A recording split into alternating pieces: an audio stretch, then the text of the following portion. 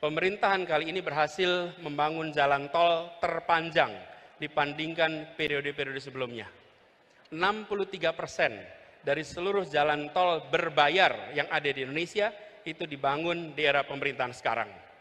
Sepanjang 1.569 km dari total 2.499 km. Itu adalah jalan berbayar. Sedangkan jalan yang tak berbayar, yang digunakan oleh semua secara gratis, yang menghubungkan mobilitas penduduk dari sudut-sudut desa ke perkotaan, yang membawa produk-produk pertanian, produk perkebunan, produk perikanan dari sentra-sentra tempat mereka dihasilkan ke wilayah-wilayah pasar, baik jalan nasional, jalan provinsi ataupun jalan kabupaten, terbangun 19.000 km di pemerintahan ini. Kalau coba saya bandingkan dengan pemerintahan 10 tahun yang lalu. Di zaman Presiden Pak SBY, jalan tak berbayar yang dibangun adalah sepanjang 144.000 atau 7,5 kali lipat.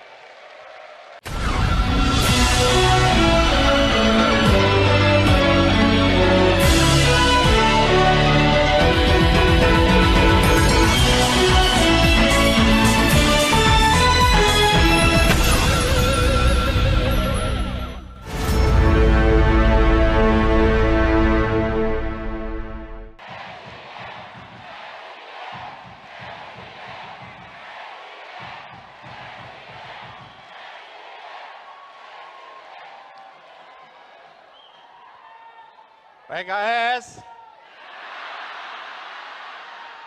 sekali lagi, PKS, PKS.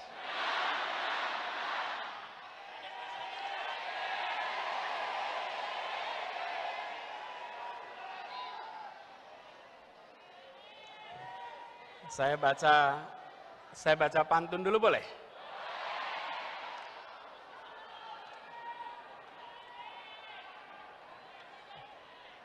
Habib Salim pergi ke Koja,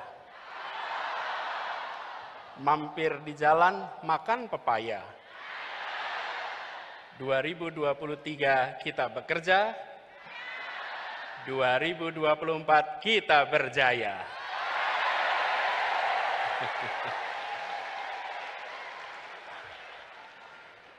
Lagi pantunnya? Lagi ya? Ustadz Saihu pergi ke Kemayoran. Pulangnya muter mampir ke Kemang. Bersama dengan koalisi perubahan, biiznillah kita pasti menang.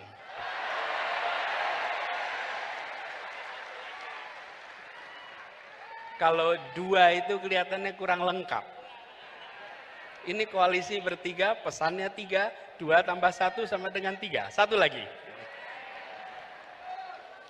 Habib Abu Bakar pergi ke Tambun. Pulangnya lewat hutan kayu. Untuk PKS yang sedang ulang tahun, Happy Milad to you.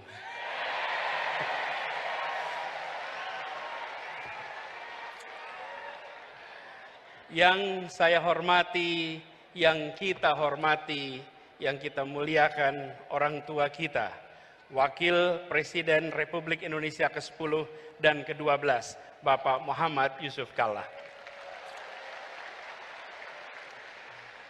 Tadi pidato Pak JK di PKS, sepertinya Pak JK sedang pidato di rumah sendiri, Pak JK. Tidak pidato sebagai tamu, tapi pidato sebagai orang tua yang berada di rumahnya sendiri. Habib Salim mengantarkan menjadi sebuah rangkaian yang tepat, urutan yang tepat. Insya Allah beliau selalu sehat, dipanjangkan umurnya, dan terus menjadi penjuru bagi kita semua.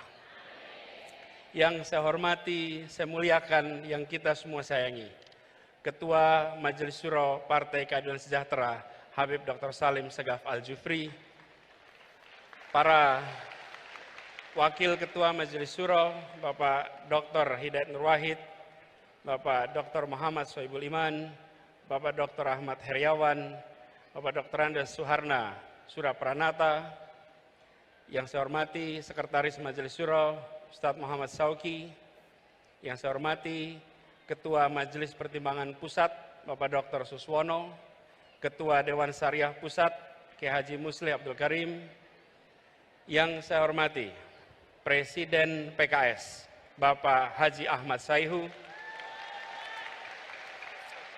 yang saya hormati Sekjen PKS Habib Abu Bakar Al-Habsyi, yang saya hormati Bendahara Umum PKS Bapak Haji Mahfud Abdurrahman, yang saya hormati Ketua Mahkamah Partai Kiai Haji Surahman Hidayat, Ketua Fraksi PKS Bapak Dr. Jazuli Juwaini dan seluruh anggota DPR RI dari PKS, yang saya hormati Ketua Fraksi PKS Bapak Insinyur Tifatul Sembiring beserta para anggota MPR PKS dan Ketua Dewan Penasehat, Ketua Dewan Pakar Profesor Dr. Iwan Prayitno bersama anggota, yang saya hormati, yang saya banggakan, Ketua Umum Partai Demokrat Bapak Mas Agus Harimurti Yudhoyono, Pak Sekjen beserta keluarga besar Partai Demokrat yang hadir di sini, boleh beri tepuk tangan kepada mereka. Yang saya hormati perwakilan pimpinan Partai Nasdem Bapak Ahmad Ali yang tadi bersama kita. Yang saya hormati juga Ketua DPR RI yang dalam hal ini diwakili oleh Dr. Ahmad Basarah. Para kepala daerah dan wakil kepala daerah PKS dari seluruh Indonesia yang hadir bersama kita. Para ketua bidang dan badan DPP PKS, para wakil sekjen, wakil bendum, dan seluruh staf, kantor kepala staf, presiden, para ketua MPW, ketua DSW, ketua DPW, para pengurus, struktur anggota dan simpatisan PKS, dan seluruh keluarga besar PKS, para ketua dan anggota unit pembinaan, para tamu undangan, hadirin saudara-saudara sekalian sebangsa setanah air. Assalamualaikum warahmatullahi wabarakatuh.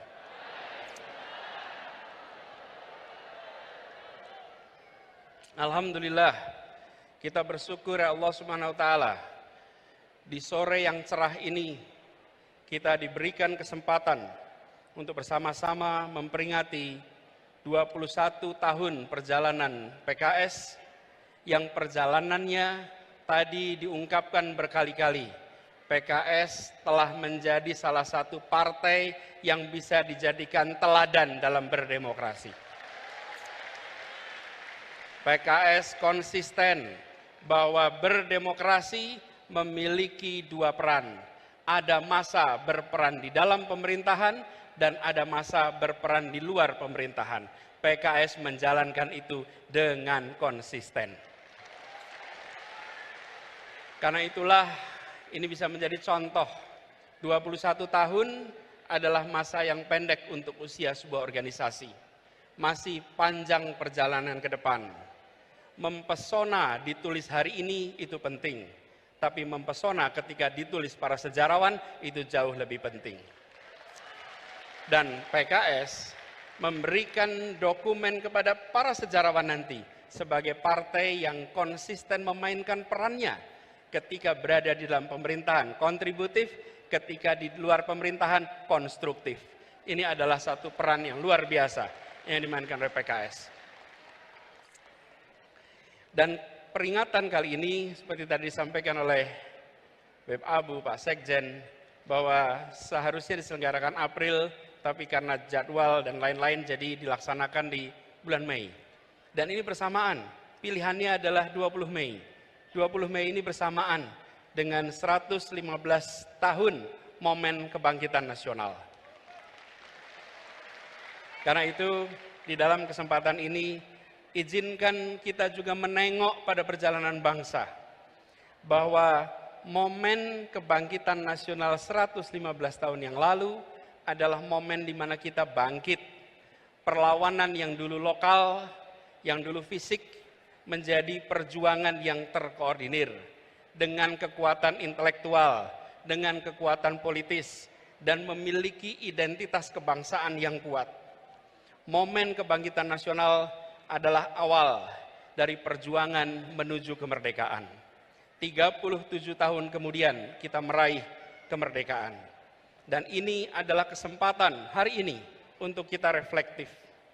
Ketika kita bergerak ke depan di hari kebangkitan nasional, kita harus ingat bahwa kita pernah bangkit, tapi tidak ada jaminan bahwa bangkit itu artinya terus-menerus menjadi kuat.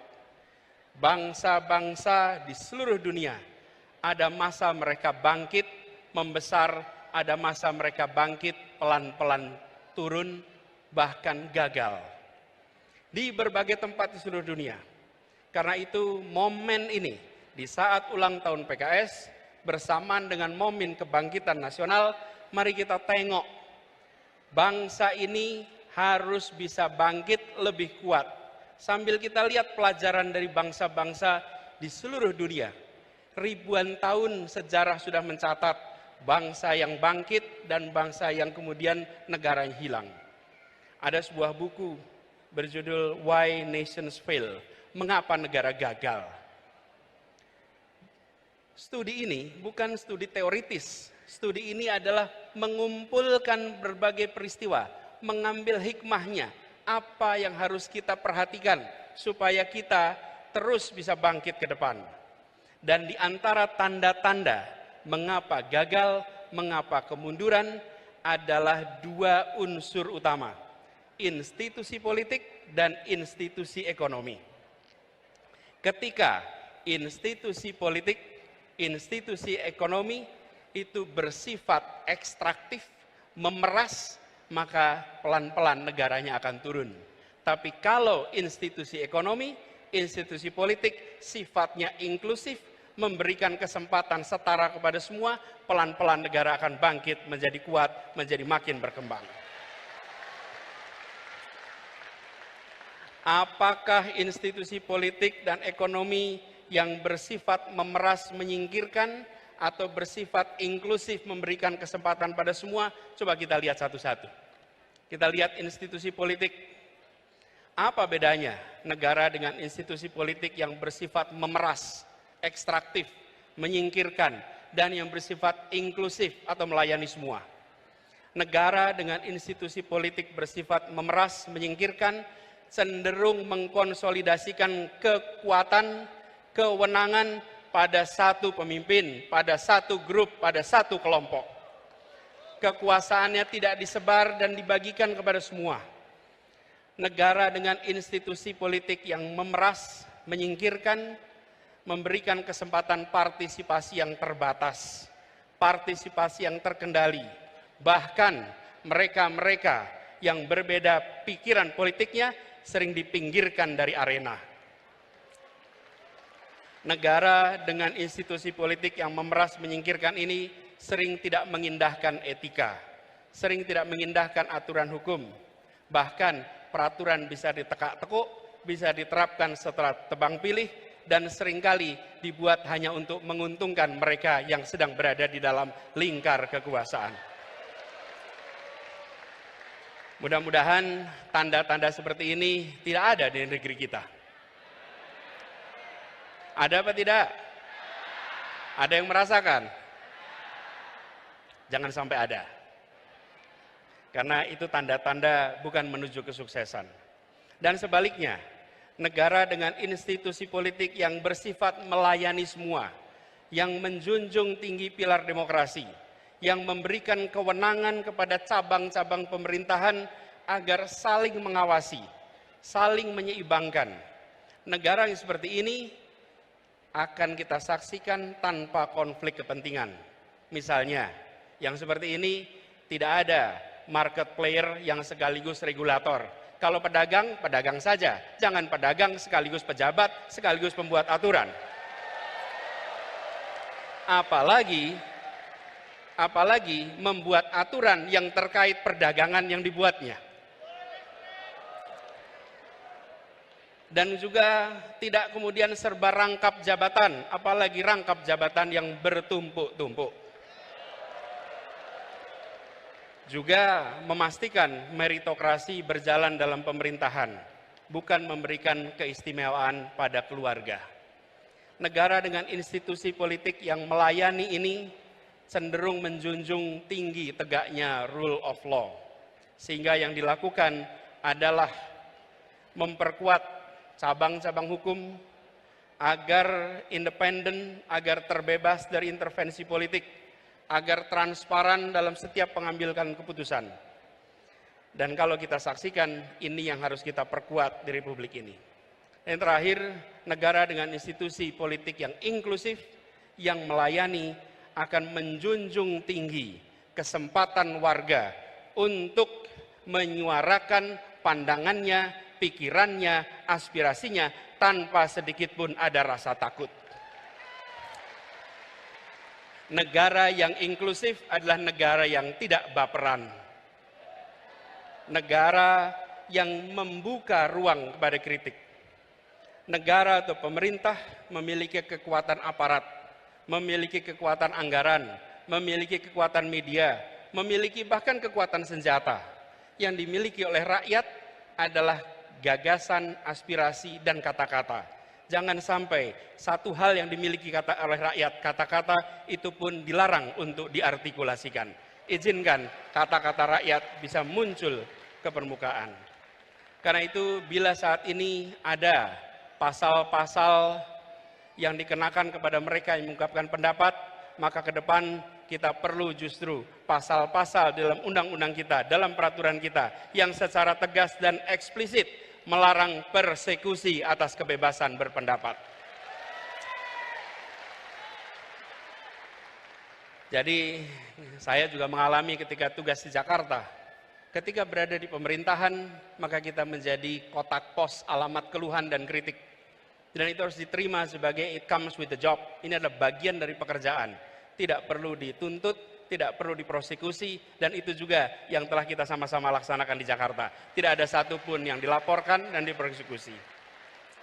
Hal lain adalah terkait dengan institusi ekonominya.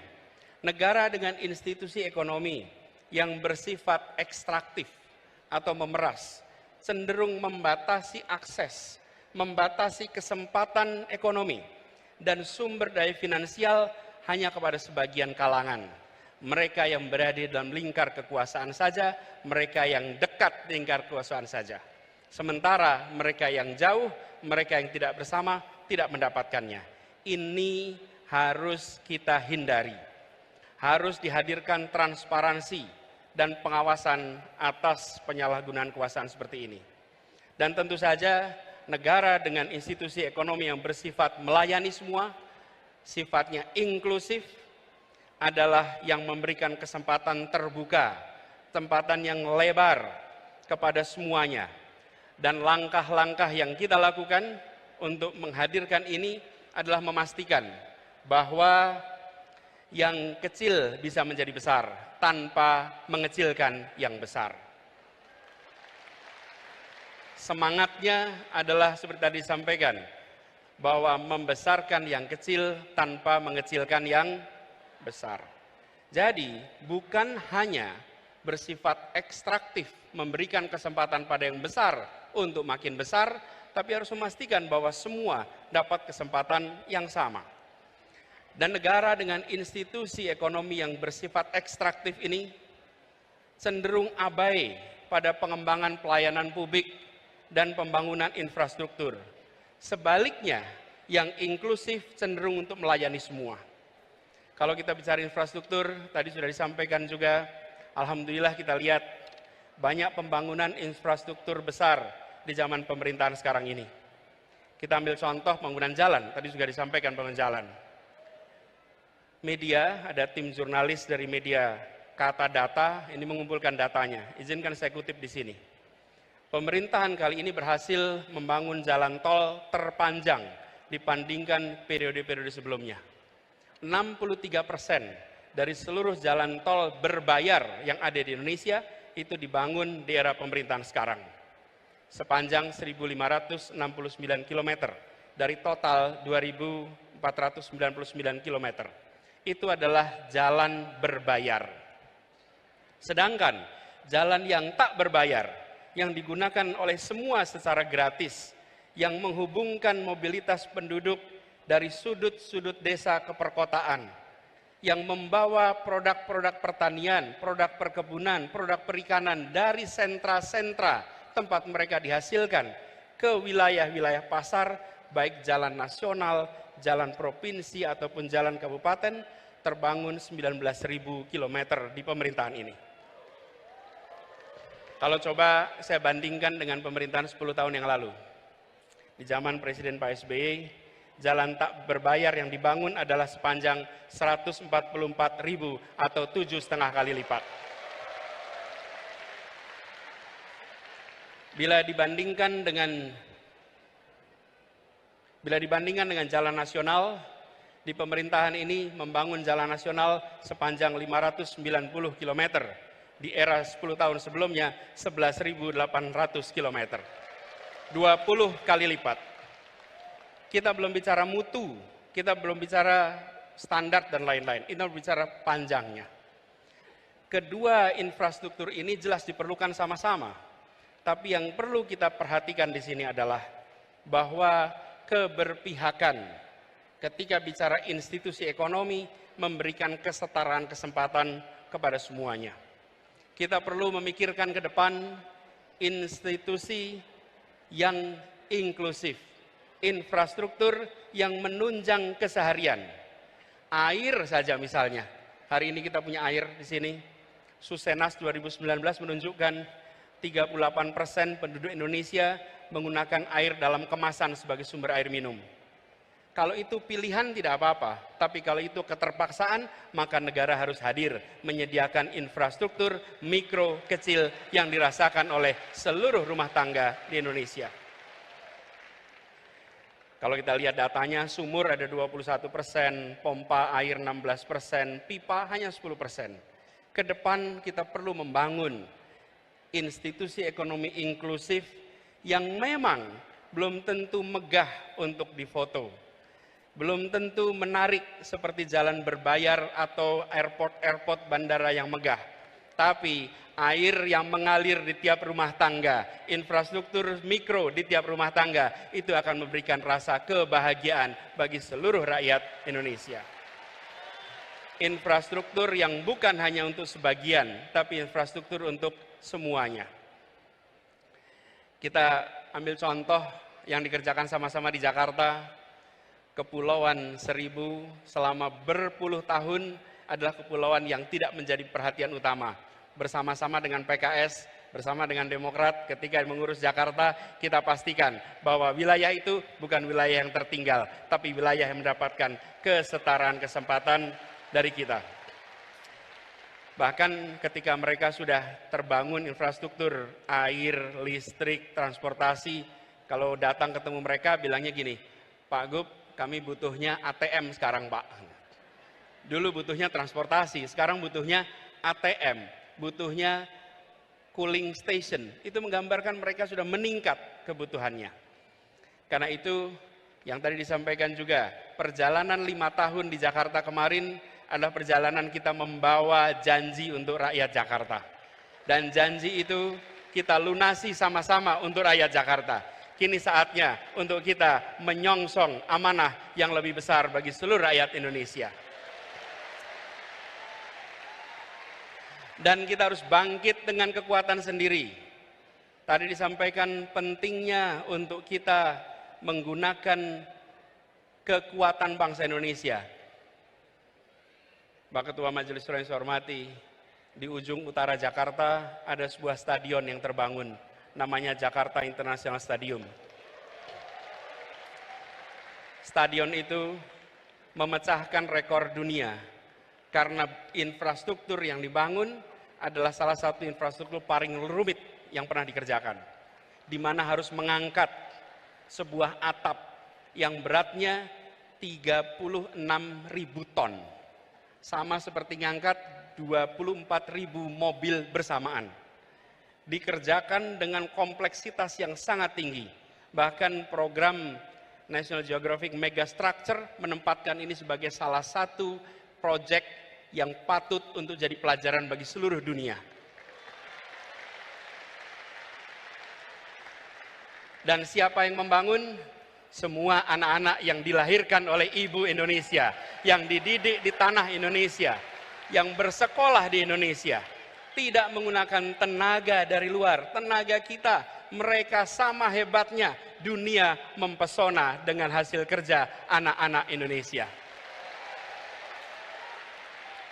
Kita teruskan pesan ini ke depan, bahwa momen kebangkitan, momen ulang tahun ini harus kita jaga sebagai momen untuk kita berdikari, untuk kita bertekad, memperjuangkan perubahan yang dalam pesan dari Ketua Majelis Syuro tadi, bahwa perubahan yang kita lakukan adalah perubahan yang lengkap, di mana ada hal yang diteruskan, ada hal yang dikoreksi, ada hal yang ditambahkan, dan ada hal yang belum berhasil yang harus dihentikan. Itu adalah perubahan yang komprehensif.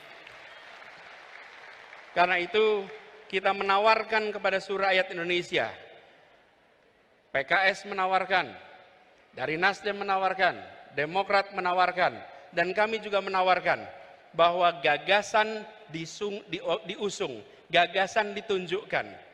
Karenanya kita mengharapkan kontestasi ke depan kita jadikan ajang adu tawaran gagasan yang terbaik untuk bangsa. Gini, kalau tantangannya adalah adu lari pagi keliling Indonesia, saya kalah dah. Tapi kalau tantangannya adalah adu gagasan, adu karya, adu rekam jejak, maka kita insya Allah nyatakan siap kepada semuanya. Dan bersyukur sekali, perjuangan kita berkelanjutan. 5 tahun yang lalu, 6 tahun yang lalu kita berjalan bersama-sama untuk membawa perubahan di Jakarta. Dan alhamdulillah atas izin Allah, perjuangan di Jakarta telah berhasil melunasi janji-janji pada seluruh rakyat Jakarta. Apa yang disampaikan oleh Bapak Wakil Presiden, bahwa kita memiliki hutang, kita berhutang kepada rakyat yang memberikan amanat itu. Dan alhamdulillah perjalanan bersama dengan PKS kemarin, perjalanan persaudaraan, perjalanan saling support, dan Partai Demokrat menjadi contoh berdemokrasi. Begitu masuk kita ke fase putaran kedua, kita jalan sama-sama sampai ujung pemerintahan di Jakarta. Insya Allah kebahagiaan atas ikhtiar perjuangan di 2017 akan berulang di 2024 nanti. Dan kita harus ingat bahwa PKS sebagai partai umat, sebagai partai yang merepresentasikan aspirasi dari segmen terbesar bicara tentang unsur pemeluk agama. Terus kita harus menjadi yang mengayomi, yang mengambil porsi besar untuk perubahan bangsa ini. Seperti tadi diingatkan, innallaha la yughayyiru ma biqaumin hatta yughayyiru ma bi anfusihim. Insya Allah kita pegang kalimat itu, bahwa kita ajak umat ini untuk mendorong perubahan. Bila umat berubah, bangsa berubah. Bila umat maju, bangsa menjadi maju. Sebarkan semangat ini, sebarkan ketulusan, dan dipesankan tadi oleh Ketua Majelis Syuro, jaga keikhlasan. Insya Allah kita selalu dekatkan dengan keikhlasan. Bapak Ibu sekalian yang saya hormati, izinkan saya mengakhiri apa yang menjadi kewajiban bagi kami untuk menyampaikan pesan kebangkitan, pesan ulang tahun PKS dengan mengirimkan harapan kepada semua.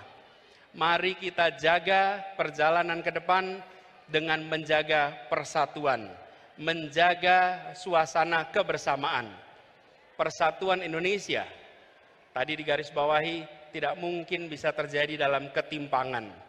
Persatuan Indonesia hanya bisa dijaga dalam suasana keadilan dan kesetaraan. Dengan keadilan kita punya persatuan, dengan kesetaraan kita punya persatuan.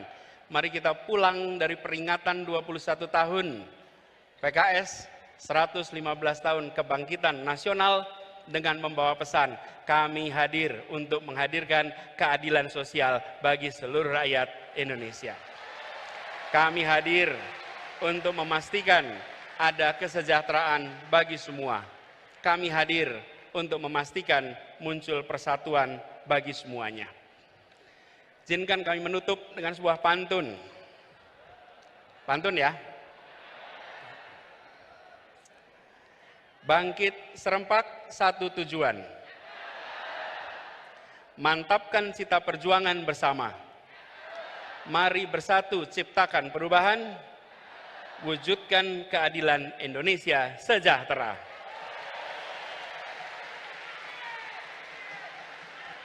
"21 bukan sekedar angka. PKS bukan sekedar konsonan. Perjuangan dan kerja jadi bukti nyata. PKS terus menjadi partai idaman." Terima kasih, kurang lebih mohon dimaafkan. Assalamualaikum warahmatullahi wabarakatuh.